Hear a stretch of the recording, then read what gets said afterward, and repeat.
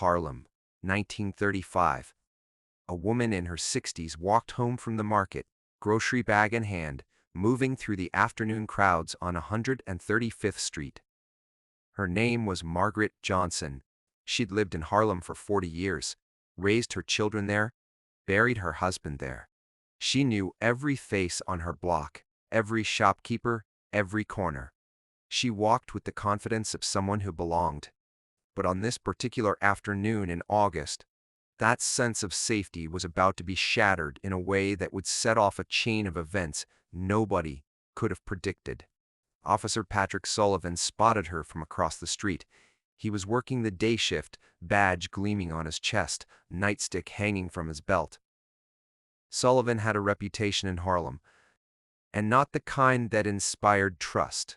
For 3 years, he'd been shaking down local businesses, pocketing protection money, roughing up anyone who looked at him wrong. He was untouchable, or so he thought. The police department protected its own, even the corrupt ones, especially the corrupt ones. What happened next, witnesses would talk about for decades. Sullivan crossed the street, walked up behind Margaret Johnson, and without a word of warning shoved her hard from behind. She fell forward, groceries scattering across the sidewalk, her hands hitting the concrete hard enough to scrape skin off her palms. She was 63 years old. The street went quiet. People stopped mid-conversation. A fruit vendor froze with an apple in his hand. A group of children playing stickball turned to stare. Everyone on that block knew who Margaret Johnson was. More importantly, everyone knew who her son was. Sullivan stood over her, grinning. He said something under his breath that only Margaret could hear, something about knowing her place, about Harlem belonging to men like him now. Then he walked away, whistling, as if he'd just finished a pleasant afternoon stroll. Margaret pulled herself up slowly. Her hands were bleeding. Her knee had hit the pavement hard enough that she'd limped for a week. But the physical pain wasn't what hurt most. It was the humiliation, the public nature of it, the fact that it happened in broad daylight, in front of her neighbors, in front of children who'd grown up calling her Miss Margaret with respect. Sullivan had done more than hurt an old woman. He'd sent a message. Nobody in Harlem was safe, not even the mothers of legends. 2 hours later, word reached Bumpy Johnson. He was in a card game above Small's Paradise when a kid named Jerome burst through the door, breathless, barely able to get the words out. Bumpy didn't move immediately. He finished his hand. A full house. Aces over kings collected his winnings, stood up slowly, put on his hat, and walked out without saying a word.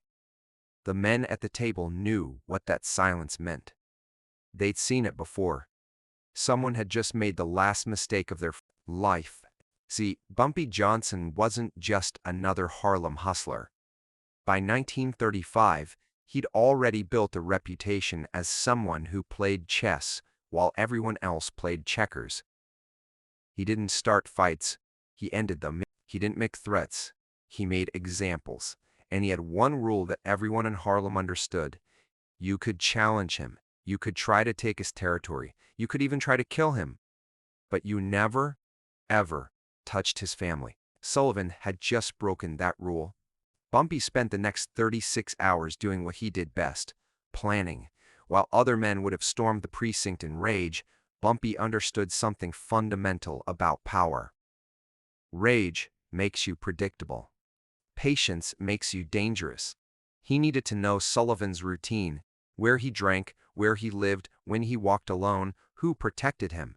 He needed to understand the man's weaknesses, his fears, his pressure points. Because this wasn't going to be about violence. This was going to be about justice. And justice, real justice, requires precision. Bumpy had connections everywhere. A bartender at O'Malley's pub, where the Irish cops drank after their shifts. A cleaning woman who worked at Sullivan's apartment building. A numbers runner who had been beaten by Sullivan 6 months ago and remembered every detail.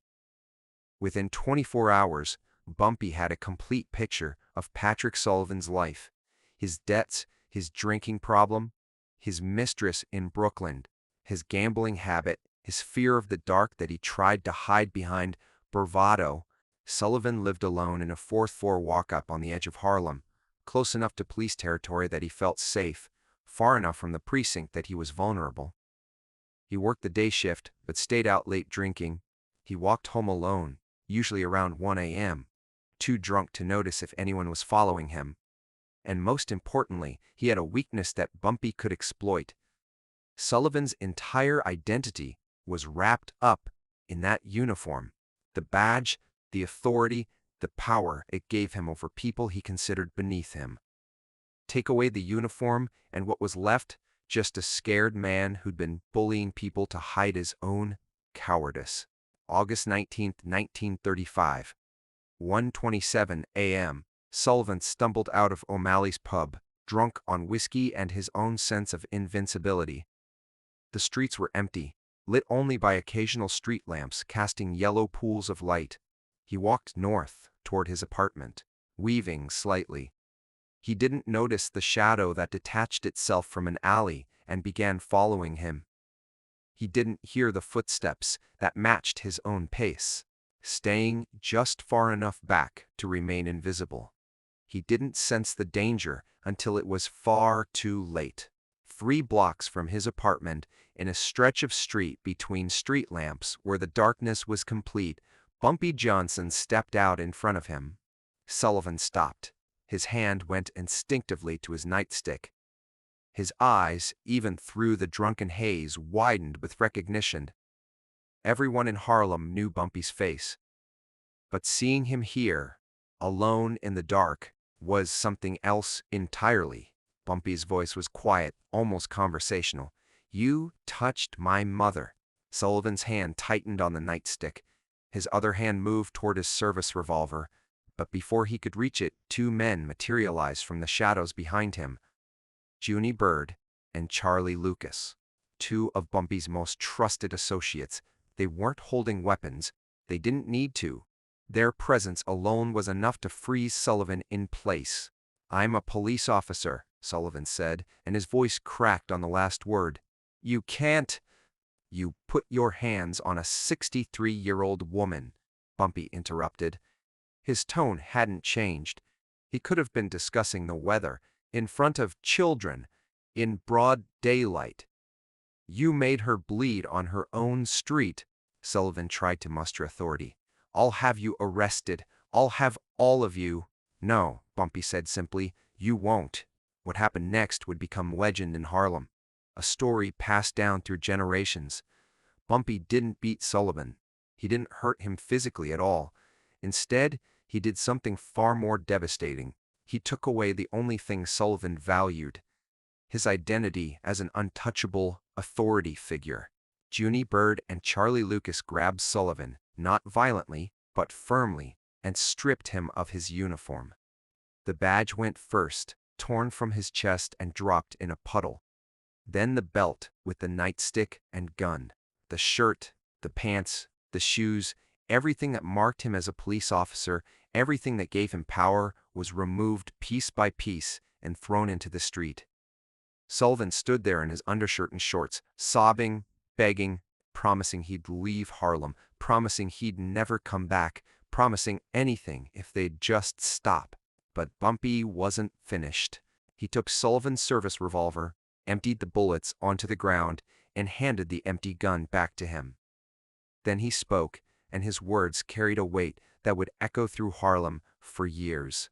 "You're going to walk to your precinct right now, in your underwear, crying, holding that empty gun, and you're going to tell them exactly what you did to my mother. You're going to confess to every shakedown, every beating, every dollar you stole. And if you don't," Bumpy leaned in close, "if you don't, I won't come after you. I'll let Harlem handle it. And Harlem doesn't forget." Sullivan walked through the dark streets, past late-night diners where people stared, past corner boys who laughed, past apartment windows where faces appeared to watch the spectacle. He walked for 45 minutes, sobbing uncontrollably, still wearing his undershirt and shorts, still clutching that empty revolver, completely broken. He reached the precinct at 2:31 a.m. The desk sergeant's face went white when Sullivan stumbled through the doors. Other officers rushed over, demanding to know what happened, who did this, trying to cover him with a blanket. And through his tears, Sullivan told them everything, not because he wanted to, but because he was too broken to lie anymore. The confession destroyed him. Within a week, Sullivan was dismissed from the force. The department tried to keep it quiet, but Harlem doesn't keep secrets. Word spread about the cop he'd beaten an old woman and paid for it by losing everything that defined him. Sullivan left New York entirely, disappeared into anonymity somewhere in Pennsylvania, and was never seen in Harlem again. Bumpy visited his mother the next afternoon. Her hands were still bandaged. She sat in her kitchen, drinking tea, surrounded by neighbors who'd come to check on her. When Bumpy walked in, the room went quiet. Margaret looked at her son for a long moment, then shook her head slightly. She didn't ask what he'd done. She didn't need to. The story was already everywhere. Violence isn't the answer, she said quietly. Bumpy knelt beside her chair, something he rarely did for anyone. I didn't touch him, Mama. I just showed him who he really was. Margaret studied his face, then nodded slowly. Because she understood, even if she wished it could have been different. In Harlem, in 1935, justice wasn't something you got from the system. It was something you took. And her son had just demonstrated that power didn't come from a badge or a uniform or the color of your skin. It came from respect, from community, from knowing that some lines, once crossed, can never be uncrossed. The story became legend. Old-timers still tell it decades later. They talk about the night Bumpy Johnson made a corrupt cop walk through Harlem in his underwear, crying, broken, stripped of everything he thought made him powerful. They talk about how justice came not through courts or official channels, but through one man's calculated patience and understanding of what truly breaks a bully. Not pain, but humiliation. Not violence, but exposure. And they talk about the lesson it taught. That real power isn't about uniforms or badges or authority granted by institutions. It's about respect earned through action. It's about protecting your community, your family, your people. It's about understanding that sometimes the most devastating response isn't a fist. It's a mirror, held up to show a man exactly what he's become. So what would you have done if someone had hurt your mother in broad daylight, banking on the fact that the system would protect them? What would your response have been? Would you have called the authorities who protected the corrupt cop in the first place? Would you have sought legal justice in a system built to fail you?